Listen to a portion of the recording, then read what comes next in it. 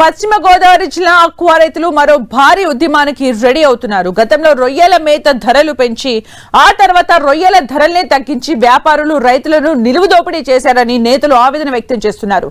ప్రభుత్వాల జోక్యంతో ఆ గొడవ సద్దుమణిగిందనుకునే లోపే ఇప్పుడు రొయ్యల మందుల ధరల్ని పెద్ద ఎత్తున పెంచేందుకు వ్యాపారులు సిద్ధం కావడంపై రైతులు ఆగ్రహం వ్యక్తం చేస్తున్నారు. దీనిపై ఇవాళ జరిగే కీలక సమావేశంలో ఉద్యమ కార్యాచరణను ప్రకటించనున్నారు.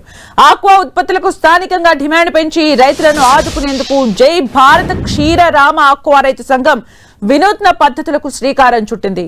ప్రాసెసింగ్ ప్లాంట్ల యజమానులు సిండికేట్ గా మారి ధరలు తగ్గించడం, నాణ్యమైన సీడ్ ఇవ్వకపోవడం లాంటి సమస్యల్ని అధిగమించేందుకు ఏ నూతన మార్గాల్ని ఎంచుకున్నట్లు ఆ సంఘం నేతలు వెల్లడించారు. ఇందులో భాగంగానే జూన్ 8వ తేదీన మృగశిర కార్తె ప్రారంభం రోజున ప్రజల్లో అవగాహన కల్పించేందుకు భారీ కార్యక్రమాన్ని చేపట్టనున్నారు.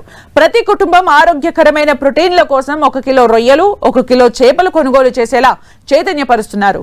అలాగే స్థానికంగా రొయ్యల వినియోగాన్ని పెంచేందుకు జూన్ 8న పేద ప్రజలందరికీ కూడా రొయ్య చేపలతో కూడిన ఉచిత భోజనాలు ఏర్పాటు చేస్తున్నట్లు ఆక్వా రైతు సంఘ రాష్ట్ర కన్వీనర్ గాంధీ భగవాన్ రాజు స్పష్టం చేశారు.